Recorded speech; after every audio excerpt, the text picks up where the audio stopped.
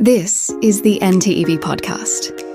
So, welcome back to the NTEV podcast, episode number 3. Joe, can you believe it's the hat trick already? Wow, it's amazing. It's just like 3 episodes already. We're diving into these issues, seeing what, EV drivers and people living in the territory have to go through. So I'm Ricky, and today we have a lot to cover, including exciting EV stories from the beautiful Northern Territory, Australia, and even futuristic tech from Sweden. So before we get started, let's talk about something that's been sparking conversations across Darwin.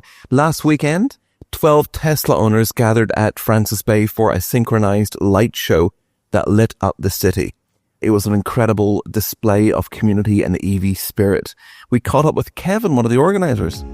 Today we're doing the World Light Show for the Christmas special. These are run by Simon Pollux, who runs a website called X Light Shows, which are basically all Tesla light shows. So today we have 12 cars down here. We're all just different Territorians that went and bought a Tesla. And so if you've got a Model 3 or a Model Y, there's no reason why you can't turn up, give 1 hour of your time in your car and add to the atmosphere, I guess. It's also about catching up with other passionate Tesla drivers and kind of getting to know new people, especially to those who are new to Darwin. It's definitely good for Tesla drivers. Good to talk about charging spots, some of the dramas you have if you travel remote. Also, different models. So it's easy to go and buy a Tesla, but then if you liked another model and you're not too sure, this will cement in your mind, I guess.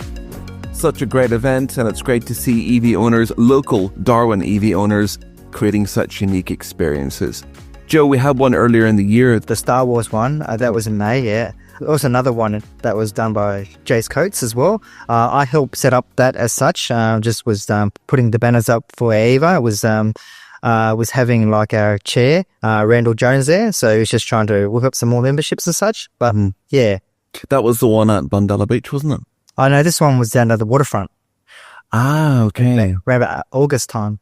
So the ones at Bundella Beach was the one that we had for the May the 4th. That's correct, yeah, for Star Wars. Richard had the Model X out, and it looked like something you'd see from Star Wars. Yep, exactly. So that's the one from May. So when you think about it, it's now December 2024. Within another 5 months, it'll be back again for the 4th of May, and hopefully it'll be even bigger and better than last year. Yeah, no, exactly. I think, more with these live shows and more with the community coming out and getting to know each other, get everybody warming up together, it'd be great. And of course, for all the local light shows, we'll keep you posted on the next ones coming up. But a heads up, it'll probably be on May the 4th. So you can catch our full chat with Kevin on the podcast channel. Don't miss that. Later in this episode, we'll be hearing from Mark Barnes, Secretary of Territory Pride, a true Territorian who recalls one of the first EV chargers on display in the NT. Having it on display there and talking to the guys over the morning, having the bacon and eggs and having a chat about the products and having the guys laugh at, saying that EV chargers, they'll never be in Alice Springs. There's no point bringing that down here. They'll never need them. We're too far away from everything. And to now seeing where we are, the growth and the infrastructure throughout regional parts of Australia and the Northern Territory is really positive, and it's great to see. You got to listen out for it. That exclusive chat with Mark Barnes coming up soon in this podcast. Let's start close to home with some exciting EV updates from the Northern Territory. Joe, a wee bit more on this, batteries for Darwin. And I know before we came on air, you mentioned the likes of Humpty Doo and Palmerston. What's the crack with that? You mentioned a community battery? Yeah, that's correct. They've had a program funding as such from the Northern Territory government through Power and Water Corporation. They're pretty much our providers that look after, maintain our power as such. Not an entity retailer, but more like when you have a fault as such coming to your home, they're the ones that be able to disconnect the power if you have to come into your homes to do any emergency sort of work. So the initiative here is it's more renewable sort of stuff. It's probably targeting the 50% renewables by 2030 initiative. They're trying to bring in community batteries as such. 16 community batteries across Darwin and Katherine are regulated through the electricity network. And the community batteries will have a total capacity of 17 megawatts to 36 megawatt hours as such. So it's a beautiful initiative there. So how would that work? So if we were to go to Katherine, you mentioned about 17, is that 17 different locations? Yeah, 16 different locations as such, between Darwin to Catherine, because that's majority where the grid is as such, because the grid goes from Darwin to Larimer. So Catherine to Darwin is a great place to maintain these batteries as such. So how would that work then? Like physically, would it just be like a place you'd pull up and charge up, or the battery would be solar, or how would that work? Mainly produced to have it for communities. So if you got somewhere like, you have emergency services, maybe something like the hospital. Hospital might have their own generations already, but somewhere where you need to have the emergency power, you want to make sure that you get critical power that's on, sort of thing. So, for example, I always hear the socials and like Humpty Doo, Dundee Downs, Dundee Beach, Catherine, Pine Creek. They're always saying they're always upset about their power, turning off.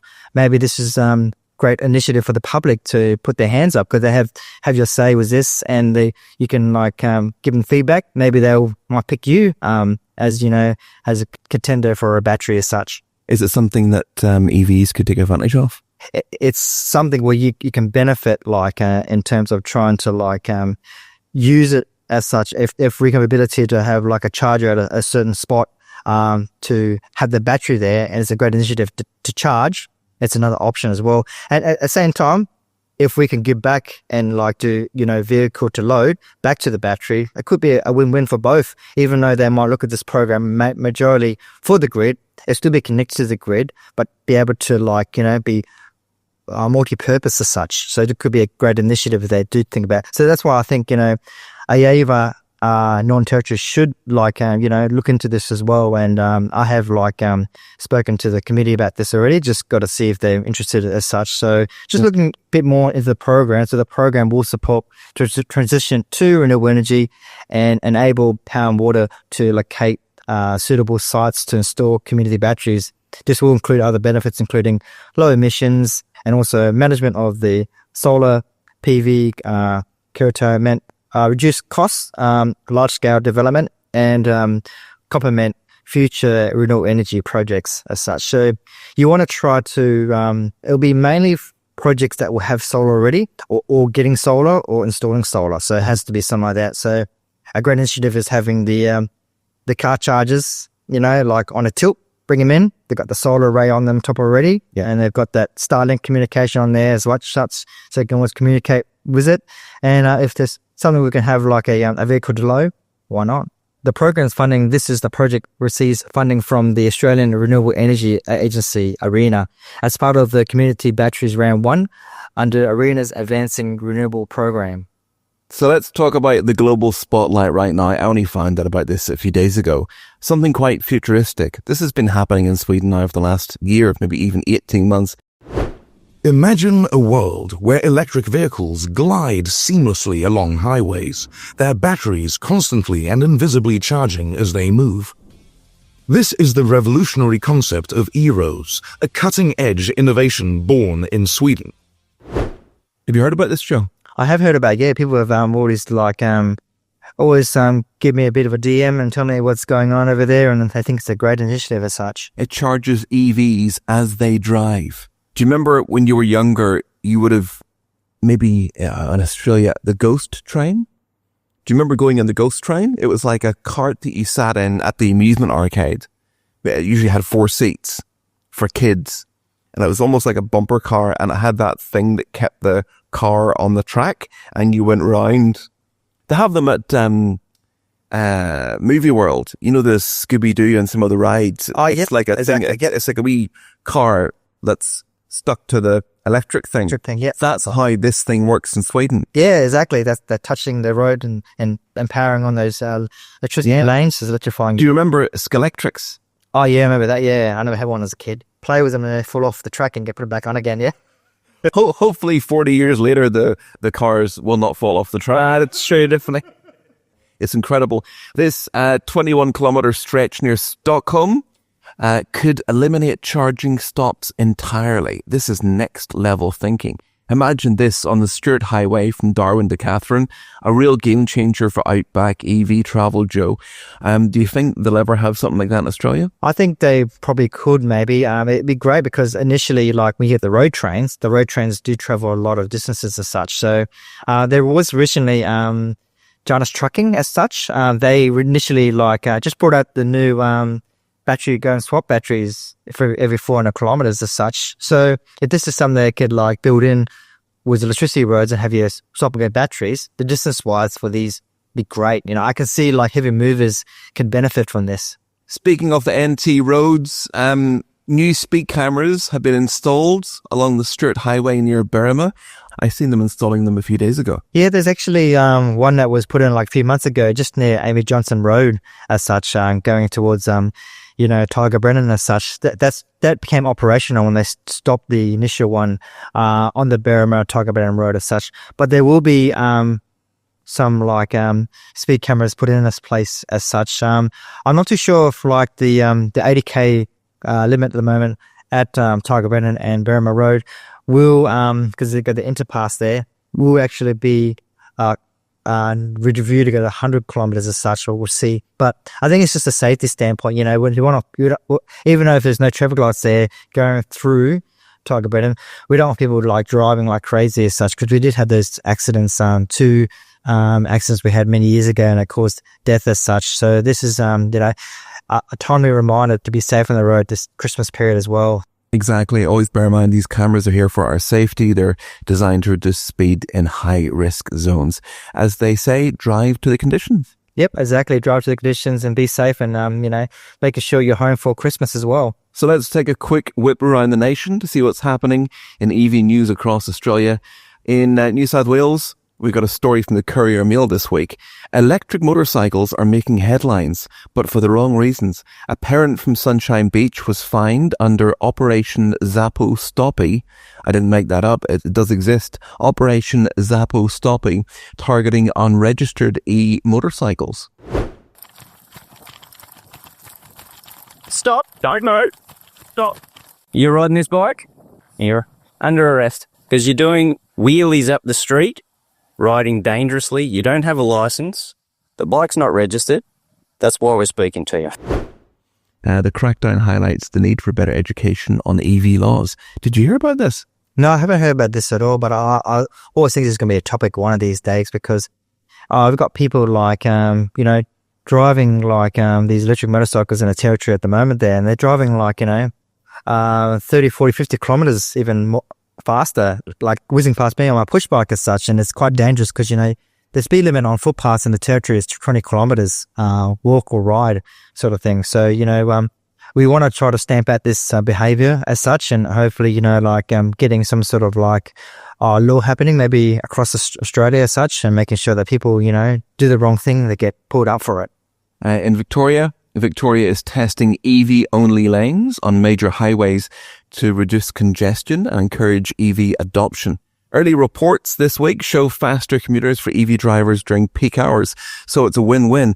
We got that from ABC News. Do you think that will ever come to Darwin? Is Darwin big enough to do that? With a smaller city, it's much more bigger challenge as such. I love this idea of having a carpool lane, or having ability to have another lane to just for emergency vehicles, and maybe just for EVs down the track sort of thing. It's mainly for bigger cities. I know that cities in America are already trialing this already as such, and making sure if you've got people in your car, you can carpool, keep the car full, going to work as such kind of thing. It's a great initiative. If they do trial in Darwin, it'll probably have to be on another road as such, maybe on Tiger Brennan, for example. But that just gets congested big time sometimes. So it'd be good to see what the government will do eventually. If this becomes popular in Victoria's example, and popular around Australia, why not? In Queensland, we mentioned this last week on the show, the Tesla Cybertruck made another appearance in Brisbane last week. Still no official launch date at the moment, but its rugged design has sparked a lot of interest, especially for off-road enthusiasts. It was taking up 2 spots outside of Bunnings, and people were complaining it was taking up 2 spots, even though there was literally scores of free spaces, either side of it. But I think the person who was driving it just wanted to make a bit of a statement. Yeah, I think it's a bit of they're being to see what the public's like at this stage with it. I think they're a bit of a teaser kind of thing. They wanted to see how the public reacts to it. It's going around Australia as such, and it's giving. I actually asked, do we know it's coming to the territory or not? But this stage is probably not. But hopefully, once people gets used to this sort of vehicle around, because like a Ford F-250, that's huge. I'm thinking probably the Cybertruck's probably pretty much a similar size to that sort of thing. So if we've got these sort of big vehicles already in the territory, I think having the Tesla Cybertruck is going to be a win-win for everybody. A couple of months ago, somebody posted, it must have been photoshopped, it was photoshopped, a picture of the Cybertruck outside the front of their house in Nhulunbuy. And it was like the first person to have one on the NT. Yeah, exactly. I think it's one of those matchbox cars sort of thing, but it was great. Our neighbours down south in South Australia, SA is offering EV fleet rebates for businesses, hoping to electrify key logistic hubs in Adelaide. It's definitely a step forward, making commercial fleets greener and more efficient. Have you seen any increase with EVs for commercial purposes here in the NT? That is still something we're trying to develop as such. And the NT government wants to try to do commercial incentives in terms of try to lower costs with $2,500 putting an EV charger, but you've got to have an EV in your fleet already, or EV ownership as such, which is a bit of a difficult thing.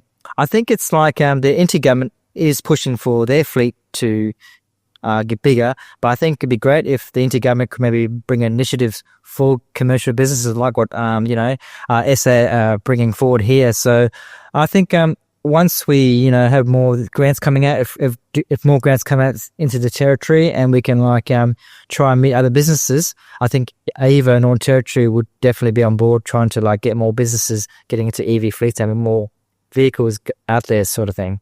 Just very quickly on WA, WA's EV highway project is complete with 98 charging stations stretching over 4,300 miles, one of the longest networks globally. That's a fantastic achievement for all those involved, and hopefully we'll see the NT follow suit in some shape or form. The Australian Capital Territory, starting from January 2025, the ACT will require all new buildings to have EV-ready parking. It's another great initiative from the ACT government, which is a fabulous thing to do, because we've had some trouble trying to get businesses that wanted to get be EV ready for their parking as such.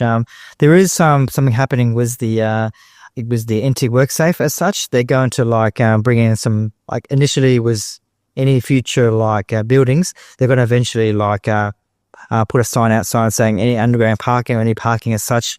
This is going to be an EV either will be parked here or EV charging is available with its promises. So it just allows us to know this property that has EVs can park here as such. Because there are some people talking about is electric vehicle safe? Will they catch on fire? A lot of the myths out there to trying to scare people or scare mongrel. We stay here, mongrel scrolling, sort of mongrels getting into things. Education is probably the biggest thing, not understanding people, just trying to making sure that if you've got EV ready and the city's got solar already, you're helping everybody out, because the biggest thing is ACT is doing this, charging. You can charge, go home, and have a vehicle to load eventually for your property. So it's a win-win for everybody, even for the power networks too. Tasmania is launching electric camper van hire services next year, making EV tourism more sustainable across the island. That was featured in an article this week on ABC News. That would be fantastic for educating people who are on vacation to Tassie. Yeah, exactly. As I said, the Tasmanian network for the EV network, it's fabulous. Hopefully we'll go have a chat, talk to Christopher over in Ava, Tasmania, and he can probably shout us a bit more information about this, because it'd be great to know. It's another initiative because with the Tasmanian Davenport, Launceston, Hobart, it's all EV ready, so you can even drive around in an electric vehicle over in Tasmania in a day or two. So it's ready to go anywhere you hit any hidden spots. So this is a great initiative. Another initiative from Tasmania to bring, these electric campers in, and another place to go to Victoria to explore and visit. 100%. And that is our weekly wrap-up across the nation. Earlier, we mentioned that Joe caught up with Mark Barnes, Secretary of Territory Pride. Mark is a dedicated advocate for local businesses and has been instrumental in promoting the Territory's entrepreneurial spirit. In their conversation, Mark shares his first-hand experience with one of the first EV chargers displayed here in the NT. This is the NTEV podcast. Early times I've got to know you there, Mark. I noticed that you before, you were doing some was the petrol and fuel as such, and I wanted to see what sort of industry was that, and what it's like was electric vehicles coming in now, and maybe potentially was hydrogen vehicles coming on board one day. How do you find out was the industry? What do you think it's going at the moment? What sort of words you got out from the industry, from the fuel as such? Mate, it's really interesting because by the time they're looking after the bulk fuels throughout the NT for United, it was, at that stage there was still the big names, Shell, BP, all those United. They were looking at then what they needed to do to evolve into a company and organizations that would be supporting these changes in the technology in that industry, in the automotive industry. It's really exciting, and it's coming a long way, and it's come in leaps and bounds. It takes me back, I'd spent 20 plus years in the industrial supply side of things, distribution throughout the Northern Territory, warehouse, representation, distribution of industrial products throughout the NT.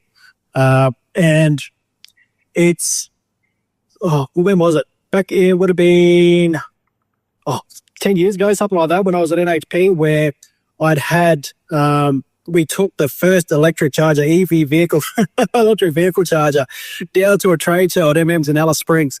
And, having it on display there, talking to the guys in the morning, having the bacon and eggs and having a chat about the products and having the guys laugh at, saying that EV chargers, they'll never be in Alice Springs. There's no point bringing that down here. They'll never need them. We're too far away from everything. And to now seeing where we are, the growth and the infrastructure throughout regional parts of Australia and the Northern Territory is really positive, and it's great to see. I think we've got a long way to go. We've come a long way. There's a lot of advancements that need to happen, but it's exciting, mate. It's really exciting. And what sort of reception do you have from the people, with the Shells and BPs as such, when you go around the territory? Have there been a lot of positivities as such? Yeah, typically, especially the ones, the big companies where they own their own service stations, they're focusing in on it because obviously it's a point of concern for these big companies, but, and an opportunity as well at the same time. The smaller privately owned branded service stations throughout the Northern Territory, down in Tennant Creek or whatever it may be, they may have a big badge on there. They're typically very open because they are local business people.